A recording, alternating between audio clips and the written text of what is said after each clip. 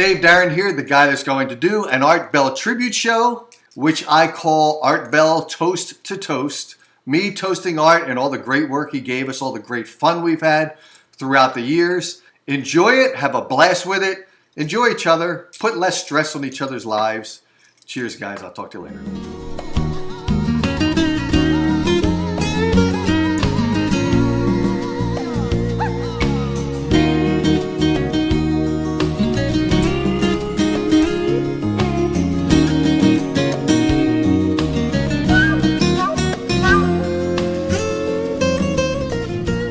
So let's get to the first guest of the pilot show. I'm going to talk to Shell here. Shell, how are you?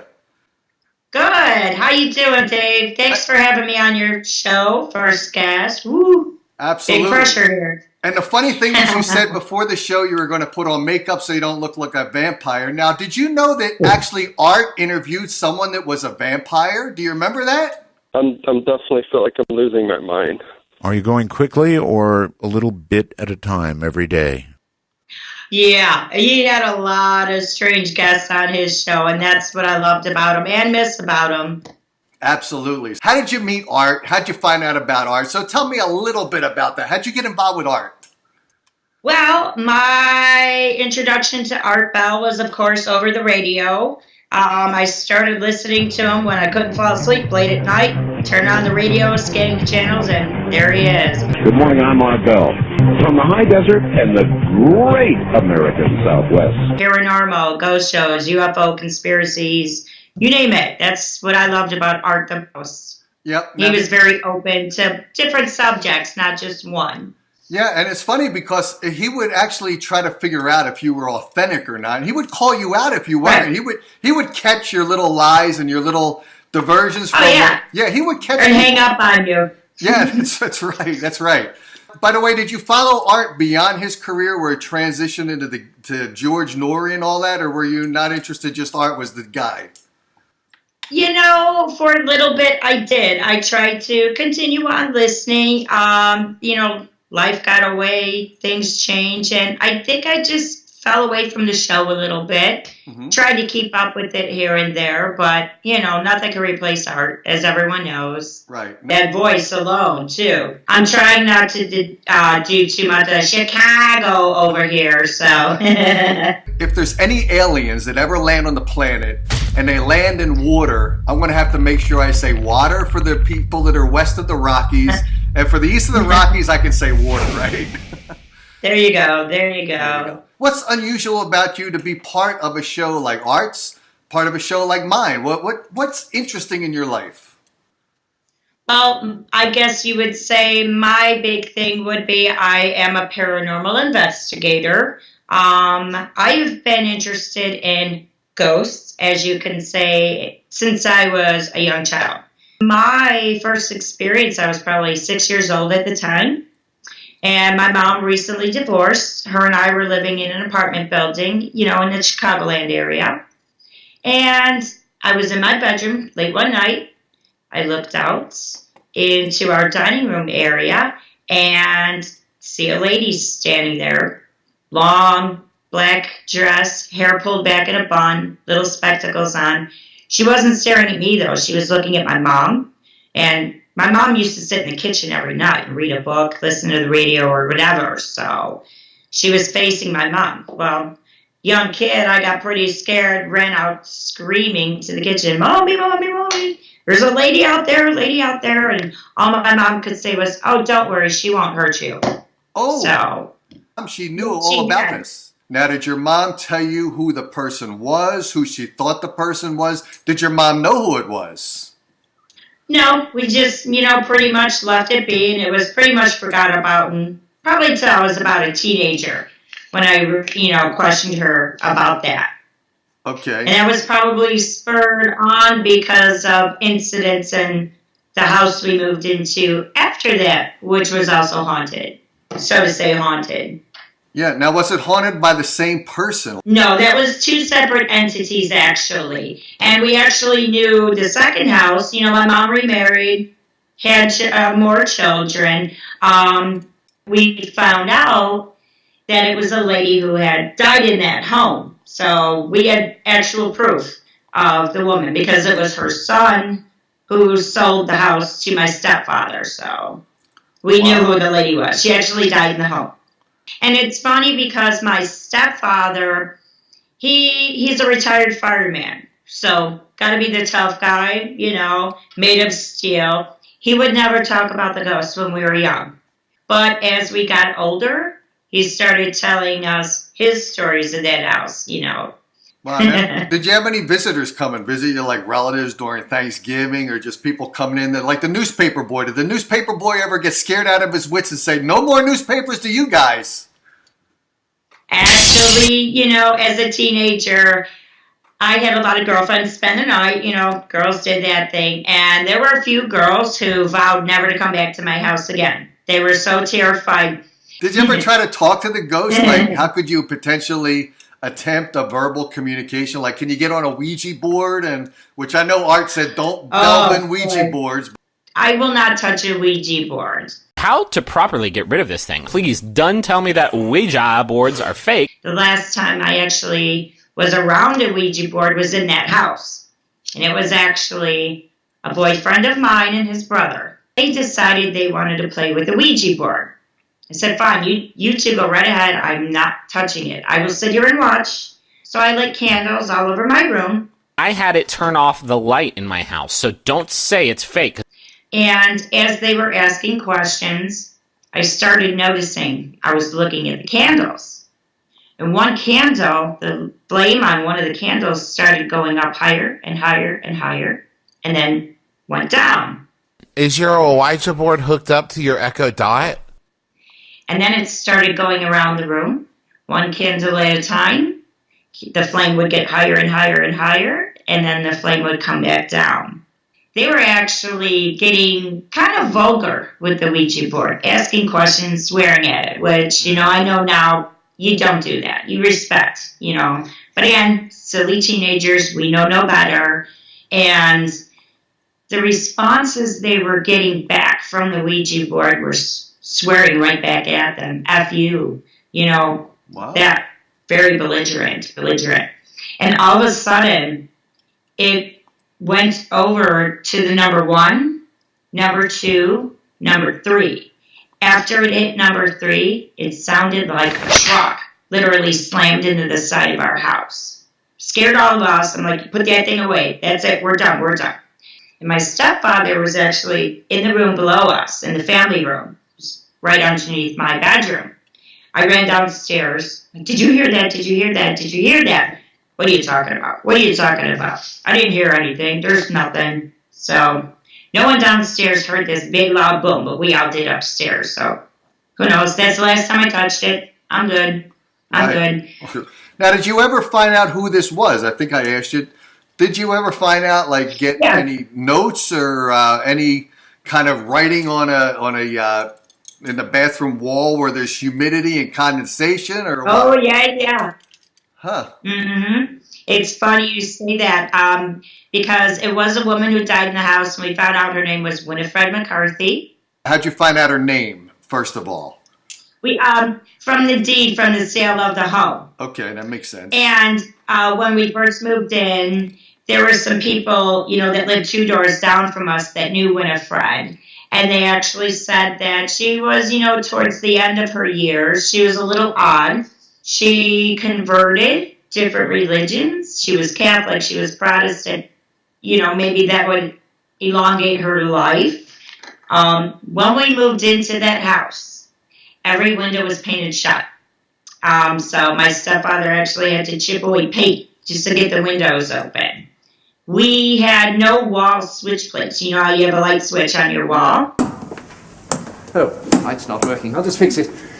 There was no, in the majority of the rooms. Some of the rooms did, but the ones that didn't, you had a pull chain. And on the end of that pull chain was either a little plastic glow-in-the-dark cross or a little tiny baby, little plastic baby. Weird. So. And I remember he was redoing our bathroom, redoing the wall behind the tub area there, and he, started knocking the old tile down.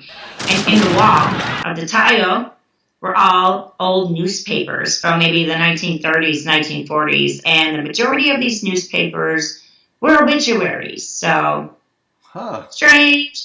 Yeah, very strange. Did she give any of the neighbors the inclination that the next person that moves into this house, they're going to regret it? Anything like that? Maybe that's why she was painting the windows shut, sealing her spirit into the house or something like that. I don't know. Don't know. Very strange. Then I moved out.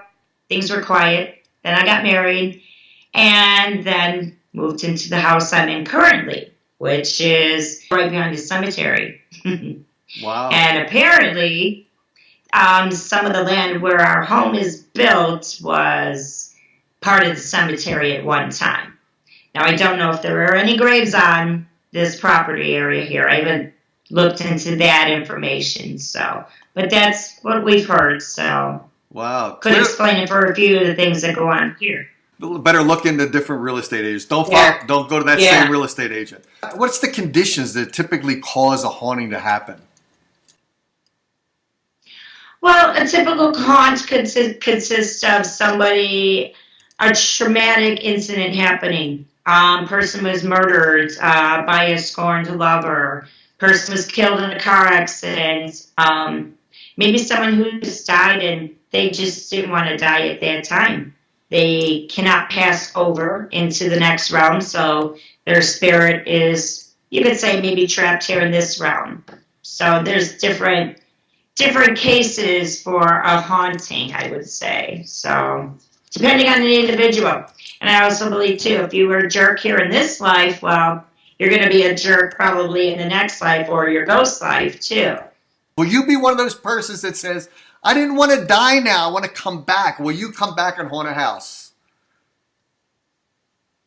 I always tease my husband that if I go before him, I am going to come back and haunt him, just because of how we joke around about it. But, my mom died really young, and she always teased us as a kid, if I die, I'm going to come back and haunt you kids. Well, I have not really had any experiences with my mother, so hopefully she's passed over. How about disbelievers? First of all, is your husband a believer? Is he someone that tolerates what your stories are telling him? Or how do you talk to him? How do you talk to others that may not believe this? Well, he is a believer. He's had a couple experiences with me. Here's Johnny. And he actually had one experience as a child. I would say I dragged him into it a bit more. Some of our vacations are revolved around haunted locations. Yeah. Go to St. Augustine. Hey, let's go, haunted lighthouse, But we try to incorporate little things that he likes to do too. Baseball game, ghost hunt. Baseball game, whatever. So for me, it's more of the history aspect is how did this story get started? How did the rumor get started? Mm-hmm. And one thing I do find a lot is being an investigator, you grow up and you hear certain stories and you believe they're true. And then the more you look into these stories, the more you investigate these stories, you find out half the stories are just that. They're just stories made up. There's no actual proof anywhere. Now, that's where it gets a little hard. All right, now, what do you tell the people? You've been hearing these stories for this many years, and it actually just happened to us.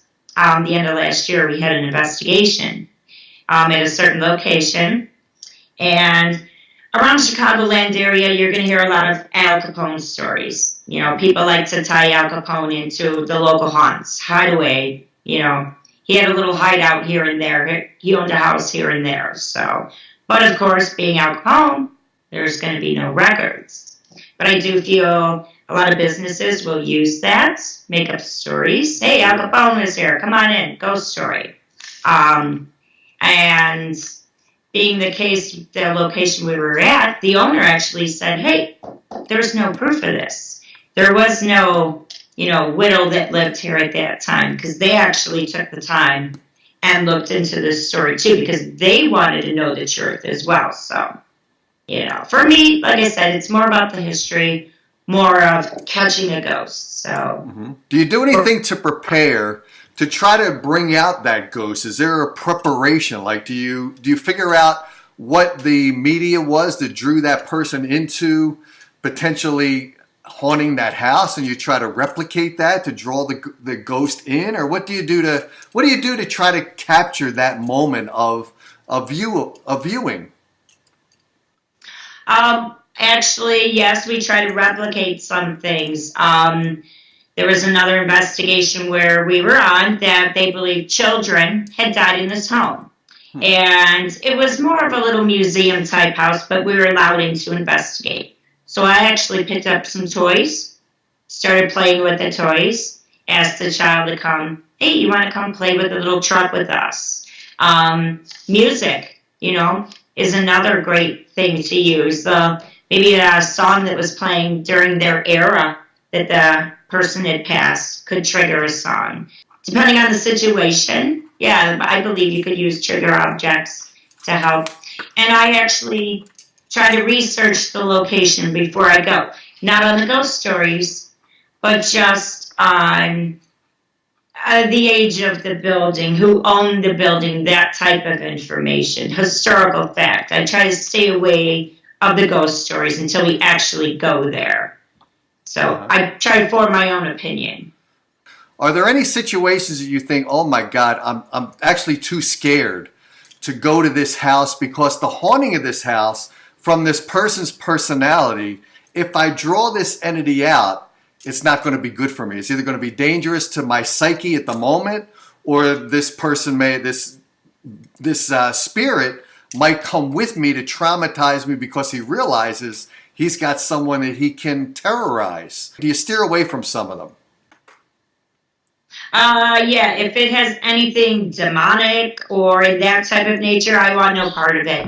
That I believe more expertise field should be called in, whether it be a priest, an exorcist. That gets pretty scary because you really don't know what you're dealing with when it comes into demonic or any type of possession or anything along that line. Do ghosts have power to interact with someone that's alive? Do they have the... We see the movie, what was it? Ghost. It was called Ghost with, I forget the actor, Patrick Stewart or Swayze. I forget. Patrick Swayze. More, right. And in there, he was able to focus and eventually be able to push things. Is there a potential to actually do things to the current alive humans from that realm? Actually, yeah, there is a phrase called an intelligent haunting. An intelligent haunting is where it could move small objects, such as a teacup. It can actually communicate with the living. Whereas a different type of haunting called a residual haunting is more of like a tape recorder that will replay a scene over and over. Like you would see the same scene repeating over and over. But there is also something that is called a poltergeist, and that is more of a benevolent spirit.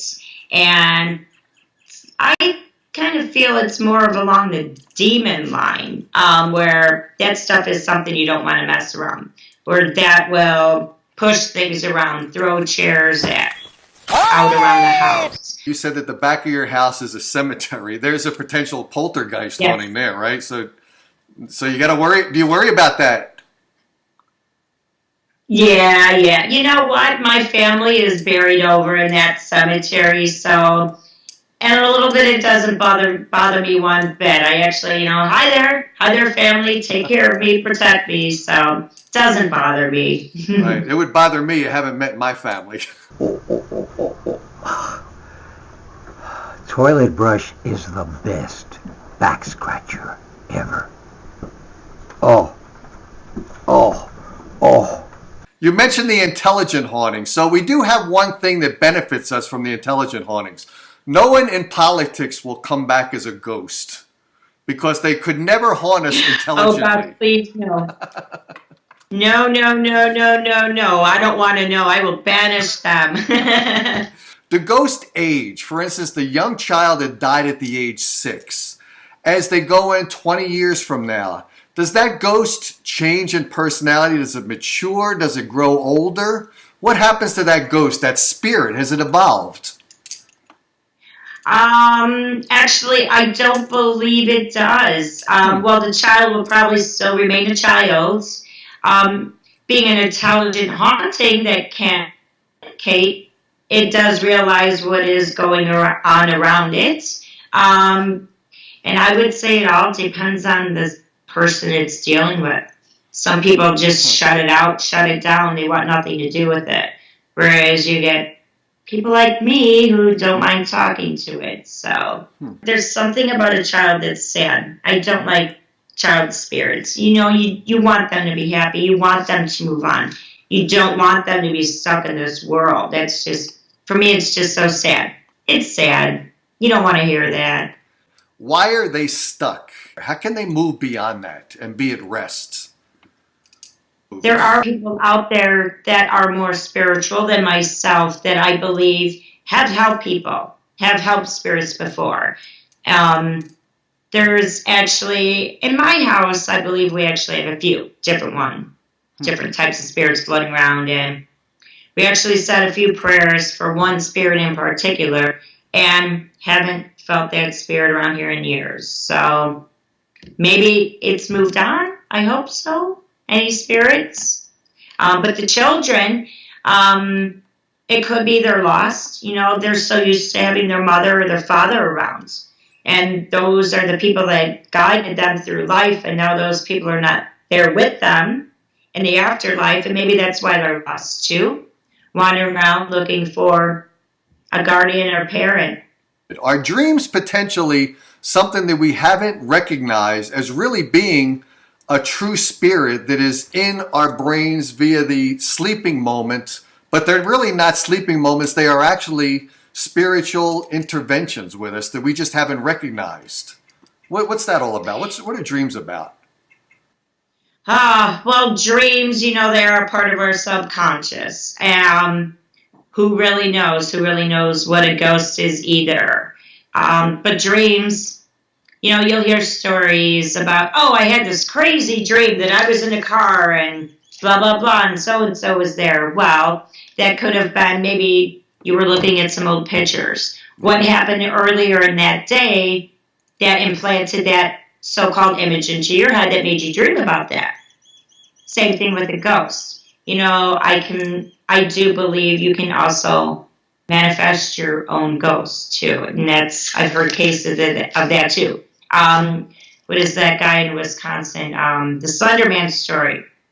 It was a made-up story, you know, all about contests, and it turned into one girl getting stabbed by her two best friends because so many people believed this story was real, and it wasn't. It was a made-up story but people to this still think they see the Slender Man, but could be a manifestation of all of our subconscious too.